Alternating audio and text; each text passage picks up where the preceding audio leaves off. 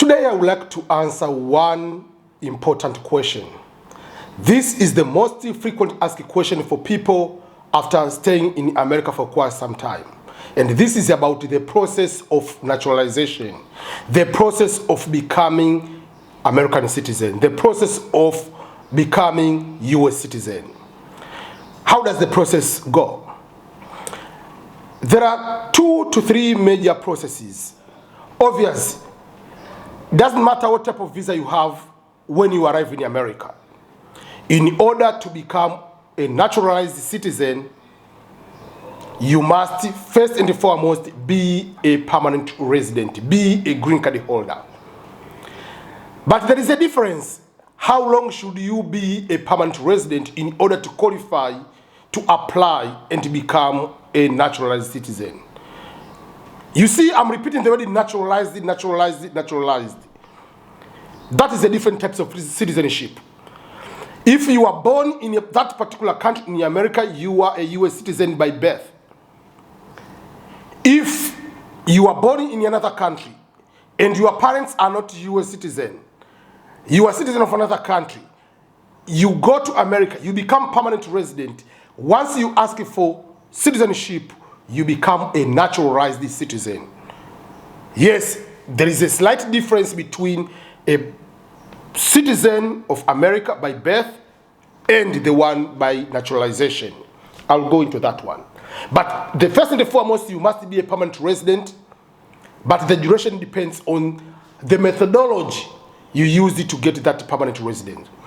If you got permanent residency through marriage, marrying American citizen, you will be required to wait for 3 years of marriage to be eligible to apply to become a permanent resident. And if you got permanent residence through other means, like through asylum, through refugees, through work, through green card lottery, or what we call diversity visa lottery, all these other ways, you have to wait for 5 years to be eligible to become a permanent resident.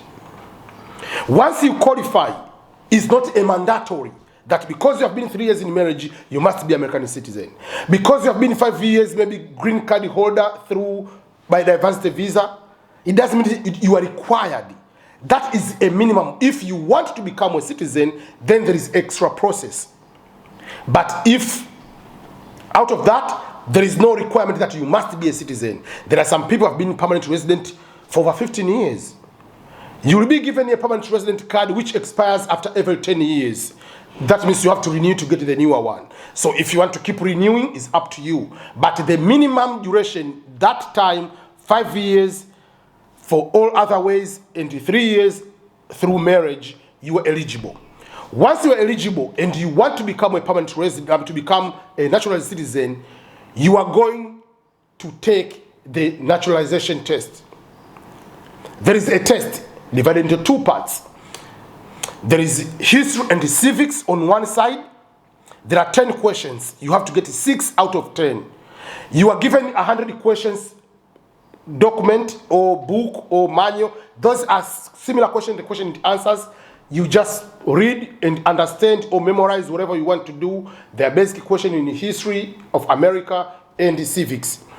Once you pass that test, they give you the English test. It will be like they might give you a few sentences to read and write a certain thing, whatever, few things like that. Then you pass that test. If you pass that test, then you wait for the last step, which is called the naturalization oath. You take the oath. So there will be a certain particular day, you'll be called with other people to go to take the oath. That day, they will take your green card. You have to go with the actual green card.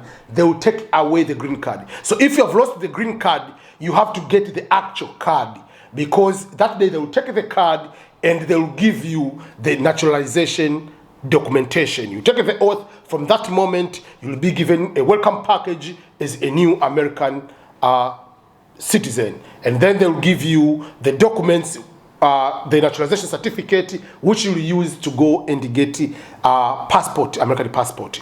So that is the difference. Someone who is born in America If he's going to get the passport, we'll use just the birth certificate.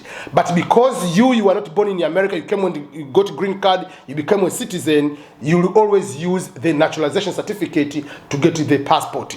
But if you're going to renew the passport, you're getting another passport, obviously you'll use the previous passport, which has expired, to get the newer one. So that is a little bit of the process.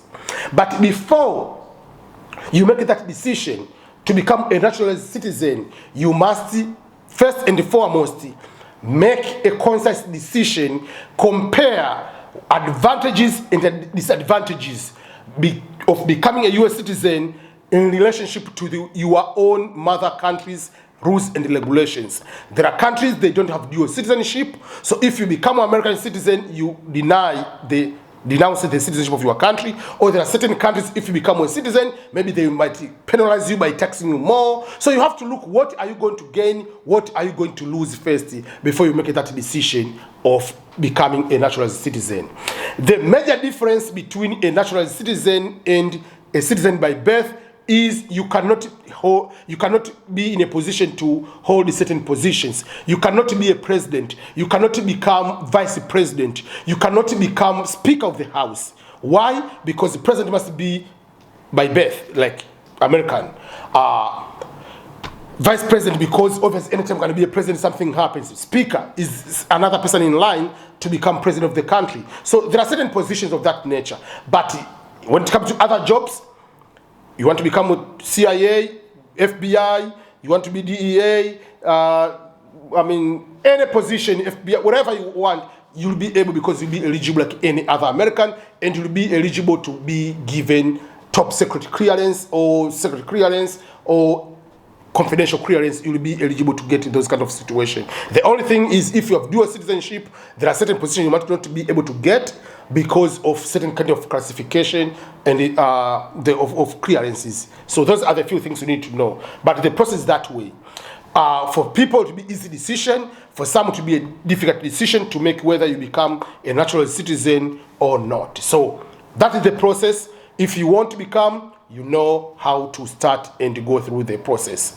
Obviously, there are some fees you have to pay, but it is worth it to become a U.S. citizen based on my experiences.